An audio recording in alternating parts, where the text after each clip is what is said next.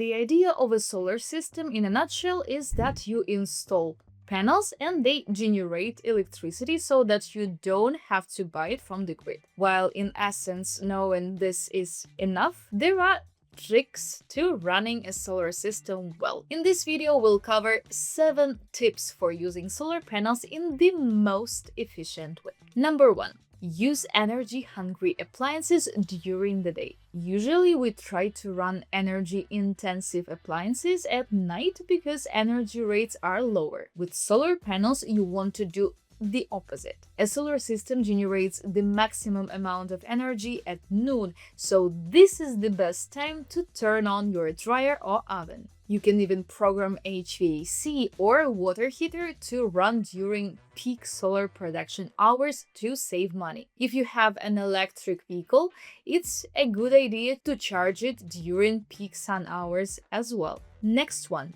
Number 2. Store unused energy for later. We generally use the most electricity in the mornings or evenings, while peak sun production happens during the day. This means that a lot of energy just goes to waste, especially if you can't pump it into the grid for credits. To save the electricity you get, it makes sense to purchase a battery. It helps save energy for after dusk and gives you backup in case of a power outage. While a battery certainly improves the efficiency of living with a solar system, it doesn't necessarily pay for itself. Solar panels basically always bring profit, and with batteries, it's more up in the air. It depends on the final cost of energy storage, plus energy rates in the region, plus your consumption patterns. If you want to learn more about it, I suggest you go check out our video on Powerwall and its profitability. Moving on. Number 3. Make use of summer boost. Since spring and summer days are longer and the sun is higher, solar panels get more sunlight and give off more energy. On average, a solar panel system produces 40 to 50% more electricity in July-August than in November-December. This means that you can turn on more appliances during the day and it won't impact your bill. The most obvious one is an air conditioning unit that tends to consume a lot of power. Okay, next, number 4.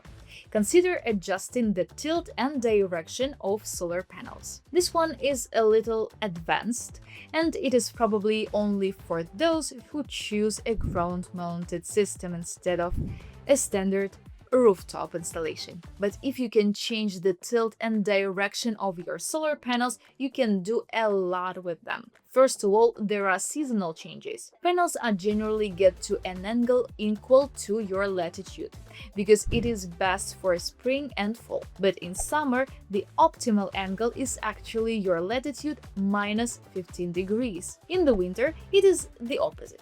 Your latitude plus 15 degrees. Small adjustments will result in better energy yields overall. Second, what about direction? In the United States, the best direction for solar panels is south. This way, the system produces the most. However, if you do most of your household chores early in the morning or late in the evening, you can adjust your solar panels so that they work alongside you. Turn them slightly to the west and you'll get more energy out of the evening sun, even though it is going to be less overall. Turning your panels to the east will make them generate more electricity in the morning. Number 5.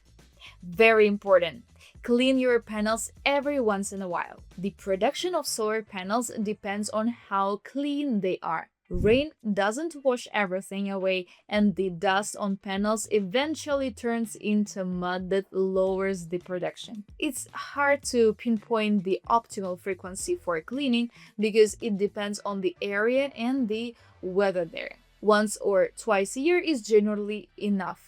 Ground-mounted panels get dirty quicker, but it is easier to clean them. How do you decide if it is time for cleaning? Check the production through an app for an inverter. If you don't have one, you can set up a monitoring system. If the output has dropped, then cleaning is the first step to take. You don't have to do it yourself. Other service. Our partners, a company called Setpile, help to find professionals for jobs like this. So I leave a link to them in the description. It's quite easy. You go on their website, create free account, and you post a request for a contractor in your area. Number 6.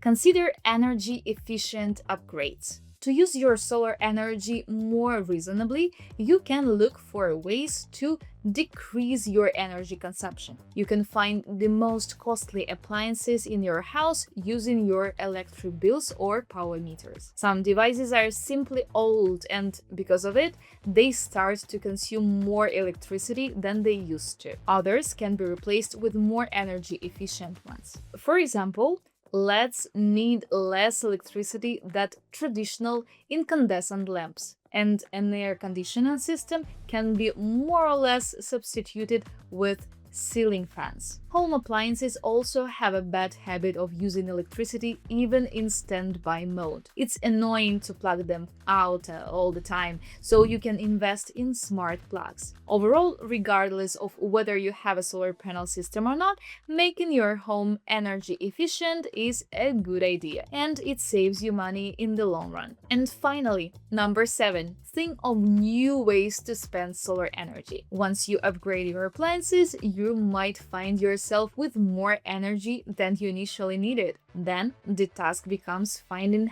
how to make good use of it. Consider using solar energy in the garden. For example, you can run an automatic sprinkler on solar energy to keep your plants watered. Think of an electric vehicle. And I'm not talking necessarily about an electric car, but rather something small like a scooter. Also, you can add another cold storage, a second fridge or freezer for supplies. At this point, it becomes a quest of coming up with new ideas. That's it from me on this one. Come check out our magazine, A1 Solar Store, and please subscribe to the channel. I'm Tanya, and I'll see you next time.